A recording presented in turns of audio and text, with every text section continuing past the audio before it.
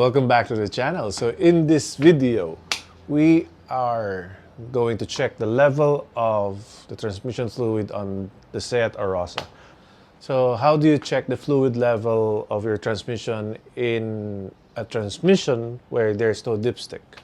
In this car, there's a fill plug, which is here, and there's a drain plug, which is underneath.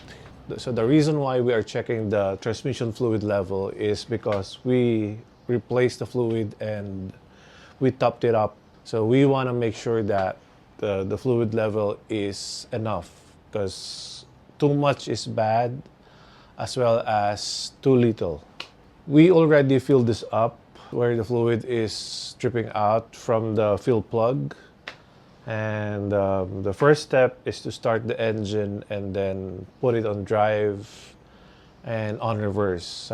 It's actually better if you drive it around, but because this is not registered, we cannot.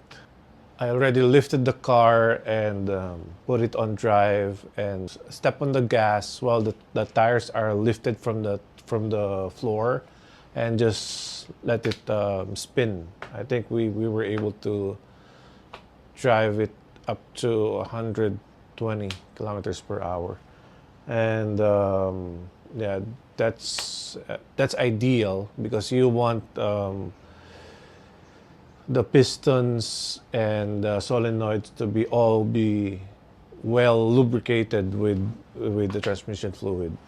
So let's start the car, and then let's put it on drive about maybe a minute or so on drive, and then on reverse, and then we'll wait for the transmission fluid temperature to be about 50 to 60 Celsius. So we don't have a thermometer, an IR infrared thermometer, so I'll be guesstimating it.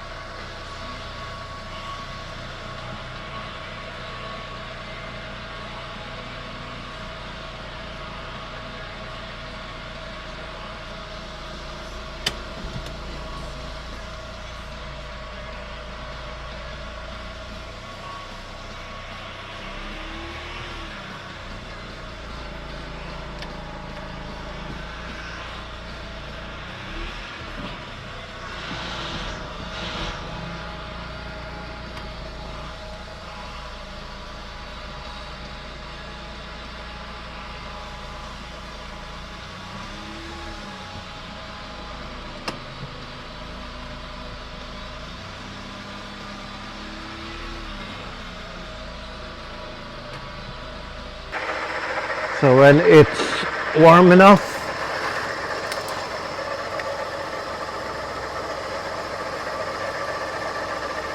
just open the drain plug.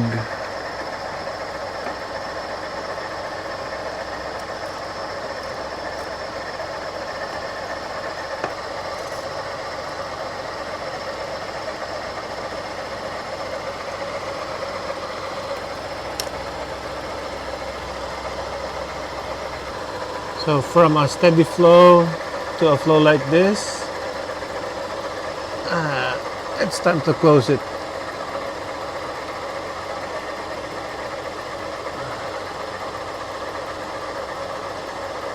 So there you go. So if you've noticed that the fluid is still a bit pinkish, but it's better now. It's getting more red. And the reason why it's still pink, it's because we bought a second-hand transmission. We bought it in an area where it was flooded. If you remember the year where there was a lot of rain in the UAE, that's where the transmission came from. And this was probably submerged in the flood. Luckily, we caught it before we were able to drive it around. So my solution is just to drain and refill it for maybe 2 or 3 more times instead of going back to them and then asking for a replacement. Because most likely the transmission that is going to be given to us again are the same transmission that was flooded. At least we have a transmission that is working, pistons are good, solenoids are working. It shifts from first to fourth flawlessly. It has reverse. I think that's a good sign that it's a healthy transmission. So we're just gonna be replacing it maybe 2 more times, and I believe the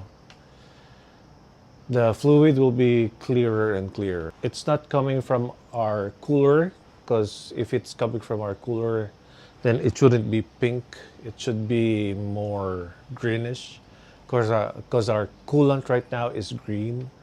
So our cooler is, well, I tested it. It wasn't leaking, so I'm pretty sure it's not coming from the cooling system. So we just have to be patient on the process of filling it in and draining it to get the fluid as clean as possible. So there you go. Hope you like this. Peace.